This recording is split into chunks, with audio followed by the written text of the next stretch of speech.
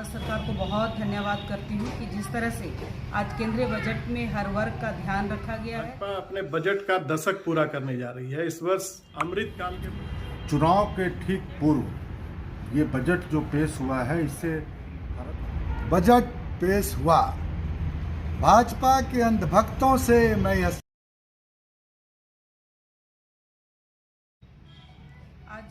मैं भारत सरकार को बहुत धन्यवाद करती हूँ कि जिस तरह से आज केंद्रीय बजट में हर वर्ग का ध्यान रखा गया है। बुनियादी ढांचा में सुधार व निवेश पर जोर दिया गया है। महिलाओं को महिला सम्मान पत्र की सौगात दी गई है। अब नगर निगम अपना बॉन्ड ला सकेगी। बजट में डिजिटलाइजेशन पर जोर दिया गया है, चाहे वो कृषि का क्षेत्र हो, एजुकेशन का क्षेत्र हो या समाज का कोई भी व्यक्ति हो, चाहे वो स्टार्टअप की बात करेंगे, सभी जगह डिजिटलाइजेशन पर जोर दिया गया है। डिजी कलर यानी कि लोग अपना डॉक्यूमेंट्स को लोकर्स पर ला सकते हैं। नई टैक्स स्कीम से नौकरी पेशे लोगों को राहत दी गई है। इनकम टैक्स स्लैब को बढ़ावा दिया गया है। इस तरह से देखा जाए तो माननीय केंद्रीय मंत्री ने बजट पेश किए हैं, निर्मला सीतारमण ने हर व्यक्ति को साधे हैं, हर व्यक्ति का सम्मान किए हैं और सबको ध्यान में रखते हुए इस बार का बजट से विकास की एक नई ऊर्जा मिलेगी। भाजपा अपने बजट का दशक पूरा करने जा रही है। इस वर्ष अमृतकाल के बजट को लेकर के लोगों में बहुत कौतूहल था और प्रचार प्रसार भी बहुत बड़े पैमाने पर किया गया था, लेकिन हासिल क्या हुआ? ढाक के 3 पात, घोर निराशा।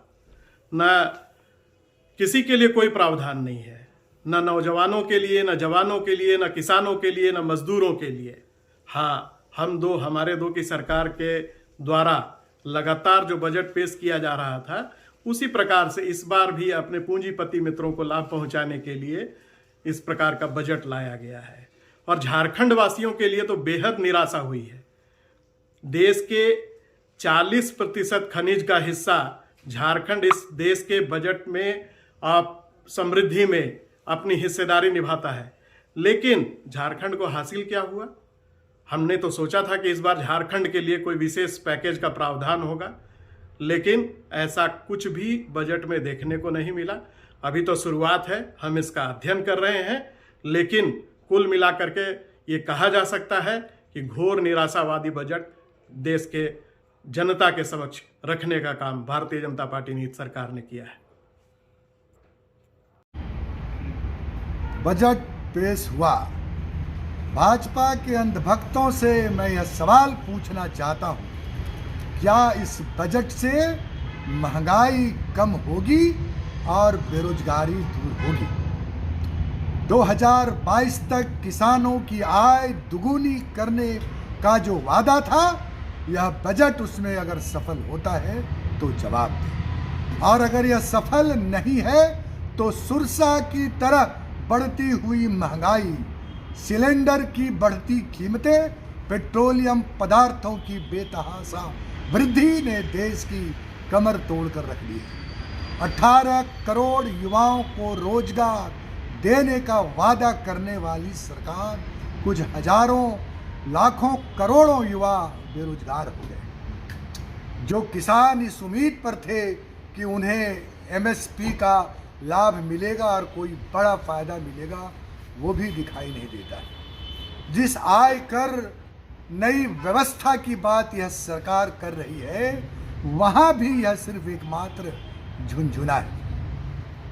आने वाले 2024 का यह पूर्ण बजट पूरी तरह से देश की आशाओं और आकांक्षाओं को पूरा करने वाला प्रतीत नहीं होता है।